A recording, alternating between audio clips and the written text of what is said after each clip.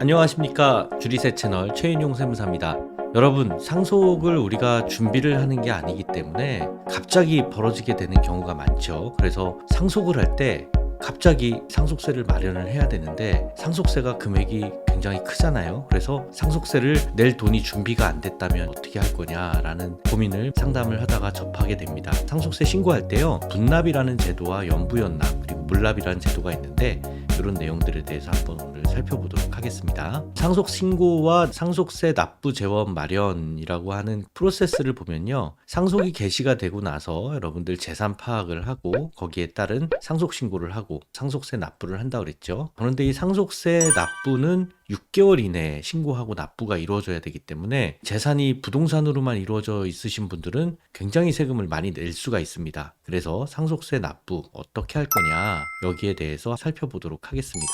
상속세 납부에 대한 통계를 제가 한번 봤어요. 국세통계연보라고 하는 자료를 국세청에서 매년 발표를 하고 있는데 이 국세통계 자료를 보면요, 상속 재산이 얼마나 될까라고 하는 거에 대해서 평균 상속 재산을 연도별로 봤더니 2016년부터 20년도까지 보통 한 23억, 25억 내외로 평균적으로 상속 재산을 신고하더라라고 통계 연보에 나와 있습니다. 얼마나 많은 사람이 내냐면 상속세 신고 인원이 피상속인이라는 게 이제 돌아가신 분을 말하는 거니까 매년 상속세를 납부하는 인원이 10% 이상씩 증가하고 있죠. 2021년도, 2022년도에는 아마 더 많이 증가할 것으로 예상이 됩니다. 부동산 가격도 많이 올라갔기 때문에 그렇습니다. 그러면 상속세는 얼마나 낼까요? 이게 왜 중요하냐면요, 어느 정도 자산 규모가 됐을 때 이 정도 세금을 내는데 여기에 대한 준비가 안 돼 있으신 분들이 많아서 자녀들이 세금을 납부를 하기 위해서 필요한 자금이 없어서 부동산을 급하게 팔거나 아니면 빚을 얻거나 하는 부담이 있기 때문에 말씀을 드립니다. 20억에서 한 30억 정도 부동산 가지고 계신 분들은 금융재산이 그렇게 많지가 않은 경우가 많아요. 보통 한 3억 정도 금융재산을 가지고 있다라고 봤을 때 상속세는요 한 3억에서 한 7억 정도 됩니다. 20억 정도 부동산 가지고 계신 분이 상속세 3억 6천 나왔을 때는 가지고 있는 금융재산으로 얼마든지 납부가 가능한데 30억 정도 부동산을 가지고 계신 분이라고 한다면 상속세 7억 6천 마련하는 게 어렵겠죠. 자녀들이 현재 가지고 있는 부모님의 금융재산으로 상속세 내기는 어렵고 자녀들이 재산이 많으면 모르겠지만 그렇지 않으면 세금을 부담하는 게 점점 어려워집니다. 금액을 좀 높여서 50억, 70억 정도의 부동산을 가지고 계신 분들은요, 상속세액이 17억, 30억까지도 나올 수가 있습니다. 그러니까 어느 정도 부동산을 가지고 계신 분들이 금융재산을 일정 부분 한 10% 가까이 가지고 있다 하더라도 세금이 30% 이상, 38%까지 나오기 때문에 상속세를 마련하는 것은 굉장히 어렵게 됩니다. 그래서 부모님이 가지고 있는 부동산을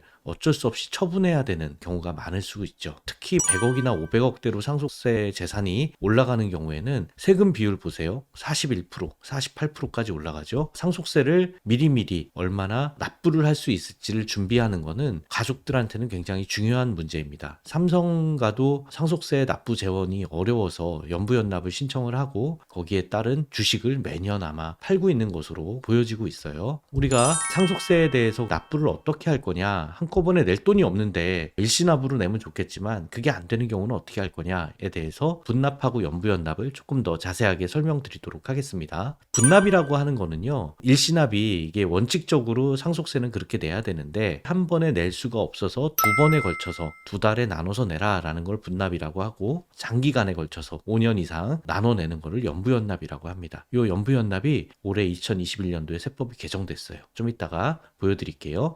분납에 대해서 조금 더 자세하게 설명을 드리면, 납부할 세액이 1,000만 원을 초과할 때 신고 납부 기한이 지난 후 2개월 이내에 나눠서 낼 수 있습니다. 1월에 돌아가신 분이 7월까지 신고 납부를 해야 된다라고 하면 9월까지 나눠서 그 세금을 분할해서 납부할 수 있는 게 분납입니다. 분납하는 방법은 2,000만 원 이하일 때는 1,000만 원 초과되는 금액만, 1,500만 원이 나왔다 세금이, 그러면 500만 원만 분납을 할 수가 있고요.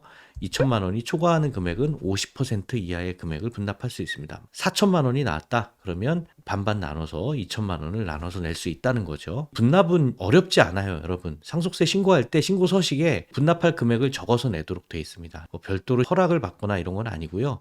그냥 상속세 신고할 때 가족끼리 상의를 하셔서 분납을 하는 게 좋겠다라고 하면 세무사님들이 분납을 신청을 해드립니다. 그런데 연부연납은요, 2,000만 원 초과할 때 분납도 할 수 있지만 금액이 너무 커가지고 한꺼번에 낼 수 없을 때 굉장히 유용합니다. 이 연부연납은 조건도 좀 까다롭지만 몇 가지 중요한 내용을 살펴볼게요. 아래 연부연납 신청 요건이 있는데 그 세 가지를 만족을 해야 됩니다. 이게 어떤 거냐면 일단 상속세 납부세액이 2천만 원을 초과해야 돼요. 보통 수억이 넘어가는 경우가 많기 때문에 이 요건은 거의 충족을 하시는 경우가 많고요. 연부연납 하실 때는 납세 담보를 제공을 해야 됩니다. 담보가 뭐냐? 대체로 이제 부동산이죠. 건물을 상속을 받았다라고 하면 건물에 대해서 50억짜리인데 한 20억이 보증금이다. 그럼 30억 정도에 대한 담보를 제공할 수가 있는 거죠. 이 납세 담보 제공할 때도 세무서에서 받아주는 게 있고 받아주지 않는 게 있는데요. 이게 인원이 좀 분산해서 공동으로 명의가 돼 있으면 납세 담보로서 제공을 받지를 않는 경우가 많고요. 아까 말씀드렸듯이 건물이 50억인데 20억이 보증금이다. 그럼 30억어치가 담보 제공 가능성이 있는 건데 세금이 뭐 50억이 더 나왔다. 그러면은 납세 담보로 제공이 부족하죠. 그래서 허락이 되지 않는 경우가 있습니다. 연부연납 신청한 세액에 대해서 납세 담보를 제공할 때는 확실한 물건에 대해서 해야 되고 납세 담보 제공 물건이 좀 확실하지가 않으면 납세 보증 보험 증권 같은 걸로 할 수도 있습니다. 근데 보증 보험 증권을 웬만하면 활용을 하지는 않아요. 추가적으로 보증 보험료를 내야 되기 때문에 납세 담보를 제공하는 경우가 일반적입니다. 이런 것들을 가지고 신고할 때 연부연납 허가 신청서를 제출을 하면 연부연납을 받을 수가 있습니다. 근데 이게요, 예전에는 5년이었는데 기간이 변경이 됐습니다. 그래서 바뀐 세법을 말씀을 드리면은 연부연납의 신청 기간이 일반적으로 5년이었는데 10년으로 늘어나는 걸로 국회 기재위원회의 의결이 됐습니다. 2022년 11월 30일 날 개정이 돼서 납세 편의를 위해서 5년 너무 짧다. 많은 재산을 처분해야 되기 때문에 상속재산에 대해서 10년까지 인정을 해주자라는 것으로 이번에 개정이 됐습니다. 그런데 이게 소급해서 적용이 되는 건 아니고요. 2022년 1월 1일 이후 상속이 개시되는 경우부터 적용이 됩니다. 상속이 신고되는 경우가 아니에요, 여러분.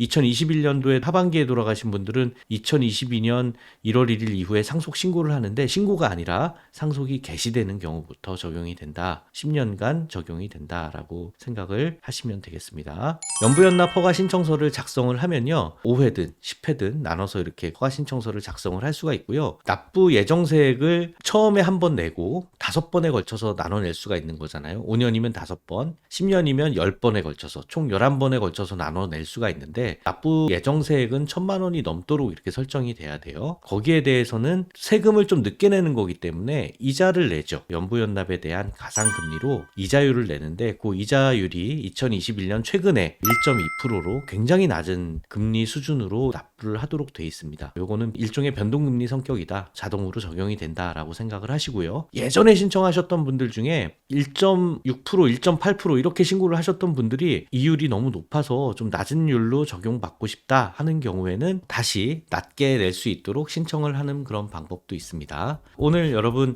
연부연납, 상속세 납부할 돈이 없다 했었을 때 분납으로 내는 방법, 또 연부연납으로 내는 방법에 대해서 살펴봤습니다. 도움이 되셨다고 한다면 구독과 좋아요 그리고 알림 설정 해주시면 적시에 좋은 정보가 있을 때마다 알려드리도록 그렇게 하겠습니다. 감사합니다.